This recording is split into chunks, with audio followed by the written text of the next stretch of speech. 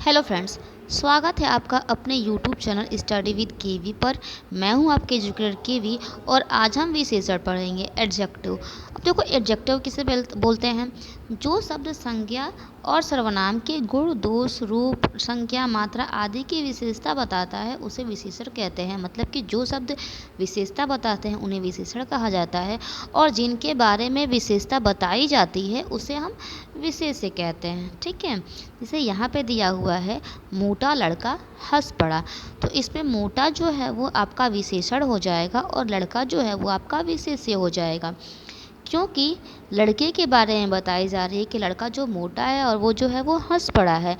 तो यहाँ पे विशेषता बताई जा रही है कि लड़का जो है वो मोटा है, तो मोटा आप उसकी विशेषता हो जाएगी तो वो विशेषण हो जाएगा, और लड़का जो है वो आपका विशेष्य हो जाएगा क्योंकि उसके बारे में विशेषता बताई जा रही है। ठीक है, अब देखिए विशेषण के जो है वो भेद, यहाँ पे काइंड ऑफ एडजेक्टिव है।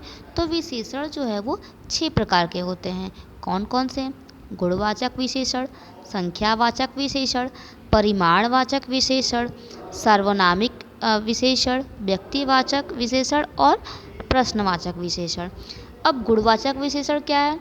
जो शब्द संज्ञा एवं सर्वनाम के गुण, दोष, आकार, प्रकार, रंग, रूप, अवस्था आदि का वर्णन करता है तो उसे जो है वो गुणवाचक विशेषण कहते हैं। जैसे एग्जाम्पल में क्या हो जाएगा? सरसों के पीले फूल अच्छे लगते हैं। तो यहाँ पे सरसों के पीले फूल की बात की जा रही है, इसके गुण की बात की जा रही है, तो ये आपका हो जाएगा गुणवाचक विशेषण। अब गुणवाचक विशेषण के प्रकार भी कई होते हैं। जैसे यहाँ पे दिया हुआ है कालबोधक। कालबोधक में क्या हो जाएगा? नया, पुराना, ताज़ा, मौसमी, प्राचीन। रंगबोधक में क्या हो जाएगा? लाल, पीला, काला, नीला, बैगनी, हरा। दशाबोधक में हो जाएगा मोटा, पतला, युवा, वृद्ध, गीला, सूखा। गुणवाचक में हो जाएगा आपका अच्छा भला, सच्चा, न्यायी, सीधा। आकार बोधक में आपका हो जाएगा गोल, चौकोर, तिकोना, लंबा, चौड़ा, नुकीला, सुडौल, पतला, मोटा। इसी तरह से गुणवाचक के और भी प्रकार हैं, जैसे कि आपका दोष हो जाएगा। इसका दोष में आपका क्या हो जाएगा? जैसे कि मूर्ख, कमजोर, अभिमानी, भयानक, नीच, शैतान आदि। आकार मैंने आपको बताया है। दिशा में हो जाएगा पूरब, पश्चिम, उत्तर, दक्षिण आदि। काल अभी बताई हूँ आपको। स्वाद में हो जाएगा मीठा, खट्टा, कड़वा, नमकीन, तीखा, फीका आदि। स्थान में हो जाएगा भारतीय, विदेशी, देसी, रूसी आदि। रंग आपको बताई हूँ। ध्वनि में हो जाएगा मधुर, कर्कश, तीव्र, मंद, कर्णप्रिय आदि। दशा में आपका हो जाएगा, दशा बता चुकी हूँ। अवस्था भी बता चुकी हूँ आपको। अच्छा नहीं, अवस्था नहीं बताई हूँ। तो अवस्था में क्या हो जाएगा? युवा, वृद्ध, बाल्या, किशोरा, अमीरी, गरीबी आदि। स्पर्श में आपका क्या हो जाएगा? मुलायम, कोमल, कठोर, मृदुल आदि। वैसे ही गंध में हो जाएगा, गंध गुण में हो जाएगा सुगंध, दुर्गंध, महकदार, नशीली आदि। और ऐसे ही आपकी स्थिति में हो जाएगी सुख दुख। स्थिति में आपका हो जाएगा सुख दुख, उदास, प्रसन्न, अमीरी, गरीबी आदि। ठीक है, तो ये आपके विशेषण के कुछ प्रकार हो गए। और वैसे ही आपके जो हैं वो दूसरा प्रकार आपका जो हो जाएगा वो संख्यावाचक हो जाएगा। संख्यावाचक में क्या है? जो शब्द संज्ञा एवं सर्वनाम की संख्या या क्रम का बोध कराते हैं उसे संख्यावाचक कहते हैं। ये भी 2 प्रकार के होते हैं, निश्चित संख्यावाचक और अनिश्चित संख्यावाचक। निश्चित संख्यावाचक में क्या होता है कि इनमें जो है वो संख्या निश्चित होती है। जैसे कि 10 लड़के, तो यहाँ पे फिक्स है 10 लड़के 50 रुपये, तो वहाँ भी फिक्स है कि रुपये जो है वो 50 है। और निश्चित संख्यावाचक में क्या होगा कि इसमें जो संख्या है वो संख्या का जो भी बोध होगा वो निश्चित नहीं रहेगा। जैसे यहाँ पे कुछ आदमी चले गए, तो यहाँ पे क्लियर नहीं हो पा रहा है कि कितने आदमी चले गए, कुछ बोल रहा है। ठीक है, तो ये आपका अनिश्चित हो जाएगा। कई लोग आए थे, तो यहाँ भी कुछ क्लियर नहीं हो पा रहा है, तो ये भी अनिश्चित संख्या हो जाएगा। सब कुछ समाप्त हो गया, तो यहाँ भी सब कुछ समाप्त हो गया, हमें कुछ चीज़ क्लियर नहीं हो पा रहा है। थर्ड आपका है परिमाणवाचक विशेषण। जो शब्द संज्ञा या सर्वनाम की मात्रा या नाप तौल की जानकारी देते हैं। ठीक है, मतलब कि जो शब्द जो है वो मात्रा या नाप तौल की जानकारी देगा उसे परिमाणवाचक कहते हैं। ये भी दो प्रकार के होते हैं, एक निश्चित परिमाणबोधक और एक अनिश्चित परिमाणबोधक। अब निश्चित परिमाणबोधक में वही है, जो भी परिमाण रहेगा वो फिक्स रहेगा। जैसे 10 किलो घी, तो यहाँ पे फिक्स है कि 10 किलो घी, और 5 क्विंटल गेहूँ, तो यहाँ पे फिक्स है कि 5 क्विंटल गेहूँ। और वैसे ही अनिश्चित परिमाणबोधक में देखिए तो बहुत घी या थोड़ा दूध, तो यहाँ पे कुछ भी क्लियर नहीं हो पा रहा है, इसका क्वांटिटी नहीं मालूम चल पा रहा है, तो इसलिए ये जो है वो अनिश्चित परिमाणबोधक कहलाएगा। ठीक है, नेक्स्ट आपका 4th नंबर है सार्वनामिक विशेषण। अब इसमें क्या होता है कि ऐसे सर्वनाम शब्द जो संज्ञा से पहले आकर उनकी विशेषता बताते हैं। ठीक है, मतलब कि वे शब्द जो संज्ञा से पहले आकर उसकी विशेषता बताएगा उसे सार्वनामिक विशेषण कहते हैं। अब ये भी दो प्रकार के होते हैं, एक मौलिक सार्वनामिक विशेषण और दूसरा यौगिक सार्वनामिक विशेषण।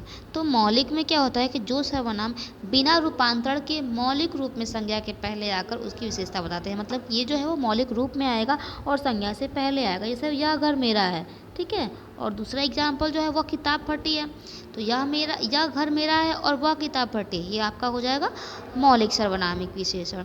उसी तरह आपका यौगिक सर्वनामिक विशेषण क्या हो जाएगा, जो सर्वनाम रूपांतरित होकर संज्ञा शब्दों की विशेषता बताते हैं। ठीक है, मतलब इसमें क्या होगा कि संज्ञा आपका रूपांतरित हो जाएगा। तो इसका एग्जाम्पल क्या हो जाएगा, ऐसा आदमी नहीं देखा, तो ये जो है वो रूपांतरित हो के बता रहा है, इसकी विशेषता बता रहा है। कैसा घर चाहिए, तो यहाँ भी क्या हो रहा है कि यहाँ भी जो संज्ञा ये सर्वनाम है वो आपका क्या हो रहा है, रूपांतरित होकर इसकी विशेषता बताई जा रही है। ठीक है, नेक्स्ट आपका हो जाएगा व्यक्तिवाचक विशेषण। तो अब व्यक्तिवाचक विशेषण देख लीजिए, उसको क्या बोलते हैं, उसे किसे बोलते हैं व्यक्तिवाचक विशेषण, जो शब्द व्यक्तिगत संज्ञा के संबंध को किसी वस्तु के साथ बताते हैं। ठीक है, जैसे कि जो शब्द जो है वो व्यक्तिगत संज्ञा के साथ मिलके किसी वस्तु के साथ किसी वस्तु के बारे में बताएगा। जैसे काबुली चना, जैसे एग्जाम्पल में क्या हो जाएगा, काबुली चना खाने में बहुत स्वादिष्ट लगता है। ठीक है, ऐसे ही प्रश्नवाचक, लास्ट जो आपका 6th नंबर है वो प्रश्नवाचक विशेषण है। तो ये क्या हो जाएगा आपका, जिन शब्दों से संज्ञा या सर्वनाम के विषय में कुछ पूछने की बात होगी। ठीक है, इसमें क्या होगा कि संज्ञा या सर्वनाम के विषय में कुछ पूछने के लिए क्वेश्चन होंगे। जैसे कि तुम्हारा स्वास्थ्य कैसा है, तो यहाँ पे क्वेश्चन वर्ड आ रहा है, तो यहाँ पे ये आपका क्या हो जाएगा, प्रश्नवाचक विशेषण हो जाएगा। ठीक है, अब देखिए विशेषणों की तुलना भी है, तो अगर तुलनात्मक आधार पर अगर विशेषण देखा जाए तो विशेषण जो है वो तुलनात्मक आधार पर 3 आधारों में इसको की गई है विशेषण की तुलना। ठीक है, जैसे कि विशेषणों की 3 अवस्थाएं हैं, मूल अवस्था, उत्तर अवस्था और उत्तम अवस्था। तो मूल अवस्था में क्या है, जब विशेषण का प्रयोग सामान्य रूप से किया जाता है, मतलब कि उसकी तुलना नहीं की जाएगी। ठीक है, और उत्तर अवस्था में क्या हो जाएगा, उत्तर अवस्था के अंतर्गत 2 व्यक्तियों, 2 वस्तुओं और 2 स्थानों में तुलना की जाएगी। जैसे कि एग्जाम्पल में अगर हम देखें तो रमेश का घर मेरे घर से छोटा है, तो यहाँ पे तुलना कर ली गई रमेश का घर और मेरे घर से, तो ये आपका हो जाएगा उत्तर अवस्था। ठीक है, जो आपका 3rd पॉइंट है उत्तम अवस्था, तो उत्तम अवस्था में क्या हो जाएगा, उत्तम अवस्था के अंतर्गत जो है 2 या 2 से अधिक व्यक्तियों, वस्तुओं और स्थानों की तुलना की जाती है और किसी एक को सबसे अच्छा या सबसे बुरा कहा जाता है। ठीक है, मतलब कि उत्तर अवस्था में आपके 2 व्यक्तियों, 2 वस्तुओं, 2 स्थानों में तुलना की जाती थी, और उत्तम अवस्था में आपके 2 से अधिक व्यक्तियों, वस्तुओं और स्थानों में तुलना की जाती है। जैसे कि अब अगर उत्तम अवस्था का एग्जाम्पल देखेंगे तो हम ये बोल सकते हैं कि अमिताभ बच्चन सर्वश्रेष्ठ कलाकार हैं। ठीक है, यहाँ पे कुछ और दिए गए हैं वर्ड्स मूलावस्था, उत्तरावस्था, उत्तमावस्था का, जैसे लघु, लघुत्तर, लघुत्तम, कोमल, कोमलतर, कोमलतम, उच्च, उच्चतर, उच्चतम। तो यहाँ पे कुछ वर्ड दिए हैं जो कि मूलावस्था, उत्तरावस्था और उत्तमावस्था में है। ठीक है,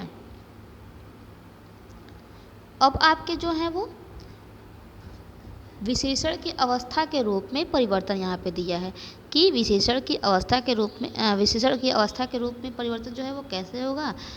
जैसे कि विशेषण के रूप में परिवर्तन के प्रकार 2 दिए हैं, अधिक या सबसे अधिक का प्रयोग करके, दूसरा जो है वो तर तथा तम प्रत्यय का प्रयोग करके,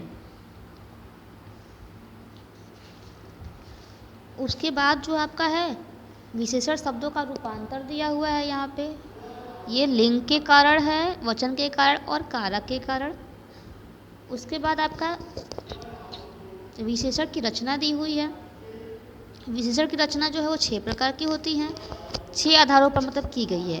संज्ञा, सर्वनाम, क्रिया, अवयव, उपसर्ग, प्रत्यय। तो यहाँ पे जो पहला दिया हुआ है वो संज्ञा के विशेषणों की रचना करके बताई गई है। सेकंड जो है वो आपका सर्वनाम से विशेषण की रचना की गई है। थर्ड जो है आपका वो क्रिया से विशेषण की रचना की गई है। फोर्थ आपका है अवयव से विशेषण की रचना।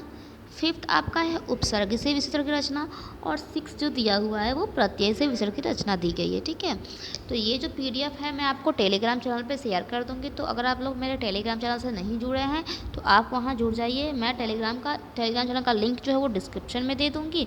और अगर आपको ये वीडियो अच्छी लगी है तो आप इसे लाइक कीजिए, अपने दोस्तों के साथ शेयर कीजिए और मेरे चैनल को सब्सक्राइब करके बेल आइकन को प्रेस कर लीजिए। इससे आपको जो भी वीडियो आएगी वो आपको सबसे पहले मिल जाएगी। ठीक है, थैंक यू।